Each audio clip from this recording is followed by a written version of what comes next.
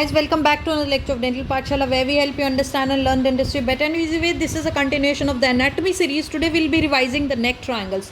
Previous video we have seen all the three-dimensional view of all the triangles of the neck. So let's revise all the contents of the triangles of the neck. So triangle of the neck can be divided into two components, the anterior triangle and the posterior triangle of the neck. Which are divided by the sternocleidomastoid muscle. So let's draw the sternocleidomastoid also. Sternocleidomastoid muscle. So we have four anterior triangles. We have two posterior triangles. So the submental triangle, which is present in the midline. In the anterior triangle, we also have the digastric triangle between the digastric muscles.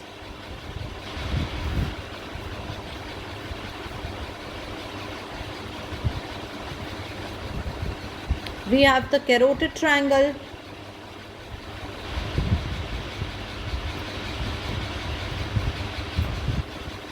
And we also have the muscular triangle.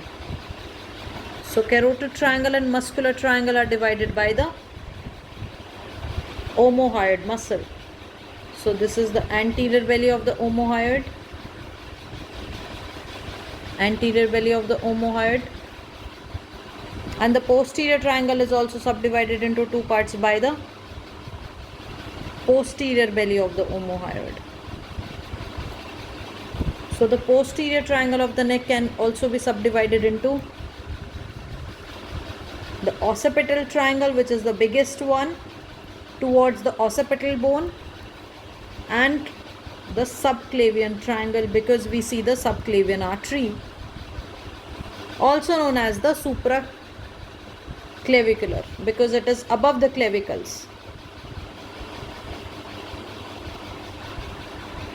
So as you can see, the anterior triangle of the neck can be divided into two parts. Say suppose this is the midline of the body. So we have got two triangles.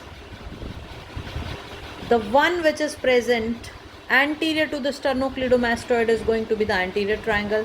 The one which is present posterior to the sternocleidomastoid is going to be the posterior triangle. So this is our anterior triangle, and then we have the posterior triangle. So anterior triangle can also be subdivided into four triangles. We have the submental triangle, which is present in the midline. We also have the digastric triangle present between the digastric anterior belly and posterior belly. We have the carotid triangle, wherein we see the bifurcation of the common carotid artery into internal and external carotid artery.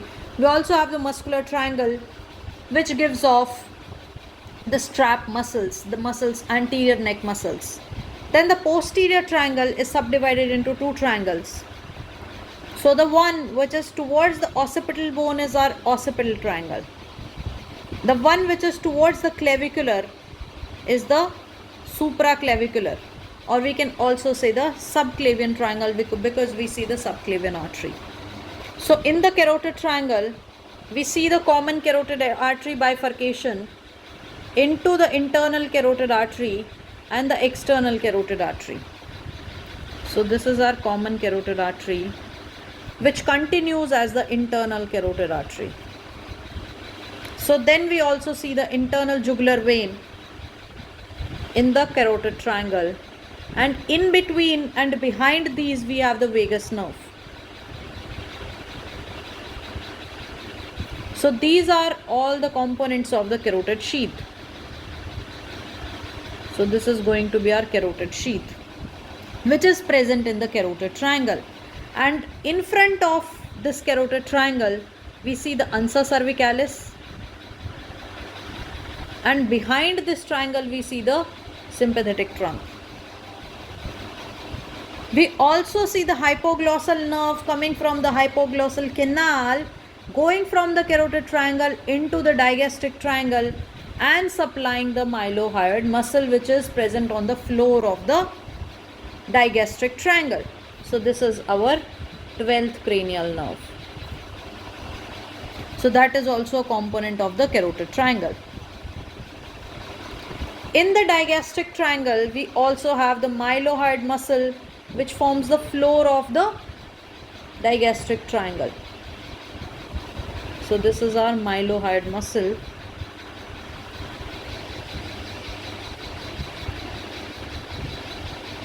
We also see the hyoglossus muscle, which is present at the floor of the digastric triangle. So internal jugular vein, which is a content of the anterior triangle, that to the carotid triangle, while on the other hand external jugular vein is a content of the posterior triangle. Then we also see the 11th cranial nerve, which is the spinal accessory nerve, which supplies the sternocleidomastoid and the trapezius muscle. So this is going to be our 11th cranial nerve, the spinal accessory nerve, which supplies the sternocleidomastoid and the trapezius muscle. We also see the cervical plexus in the posterior occipital triangle. So we have the greater auricular nerve, the lesser occipital nerve, the transverse nerve of the neck, the supraclavicular nerve, as well as we see the phrenic nerve. So phrenic nerve basically supplies the diaphragm. So these all are the component of the cervical plexus.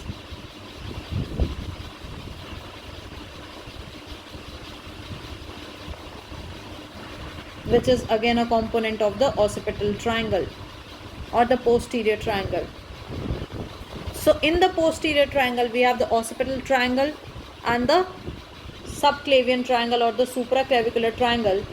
So you will see the subclavian artery in the subclavian triangle. And this subclavian triangle, we see the anterior scalenus muscle, which divides the subclavian artery into three parts. So this is the scalenus anterior muscle. And we have the subclavian artery. So right subclavian artery is a branch of the brachiocephalic artery, while on the other hand, the left subclavian artery is a branch of arch of aorta. So this is a right subclavian artery. And if you remember, the subclavian artery gives off Witt branches, which we have studied in the arterial supply of the head and neck. So guys, let's see the content of submental triangle, which is present in the midline under the mentum of the mandible, which is unpaired. Rest all the triangles are paired. Present on both the sides between the anterior belly of digastric and the hyoid bone is the submental triangle located.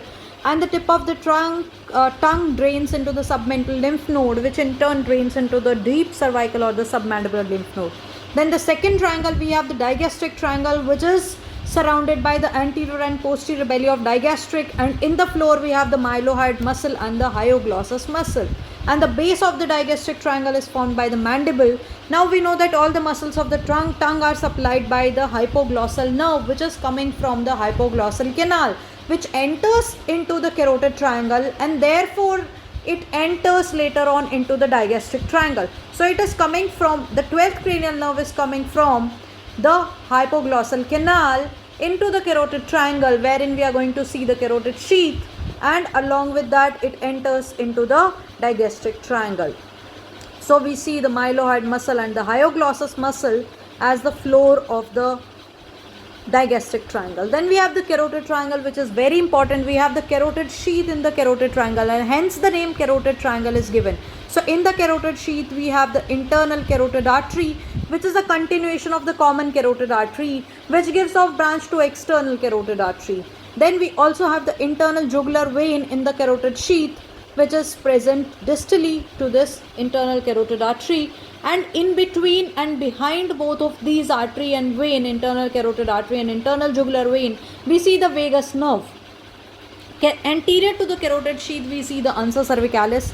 Posterior to the carotid sheath, we see the sympathetic trunk. And also we know that the hypoglossal nerve coming from the hypoglossal canal enters first into the carotid triangle and then into the digastric triangle, and then supply the hyoglossus muscle which is present at the floor of the digastric triangle. Then we also have the muscular triangle which contain the strap muscles, that are the anterior neck muscles. The thyroid gland is covered with the strap muscles. Then in the posterior triangle is subdivided into the occipital triangle and the supraclavicular triangle, which is also known as the subclavian triangle. The supraclavicular name is given because it is present above the clavicle bone, and subclavian is given because we see the subclavian artery. So first talking about the occipital triangle, which is the biggest posterior triangle.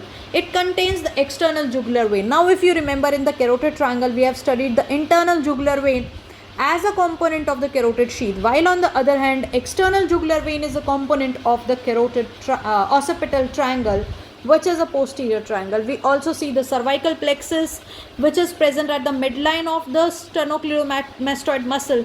So in case if you want to block the cervical plexus, we have to make sure that we are not blocking the phrenic nerve, because phrenic nerve is a nerve which supplies the diaphragm, and if we block the phrenic nerve, then we can risk the patient to diaphragmatic paralysis, and the person can go into the respiratory distress. So when we are blocking the cervical plexus nerve block, we have to only block the greater auricular or lesser occipital or transverse nerve of neck or the supraclavicular.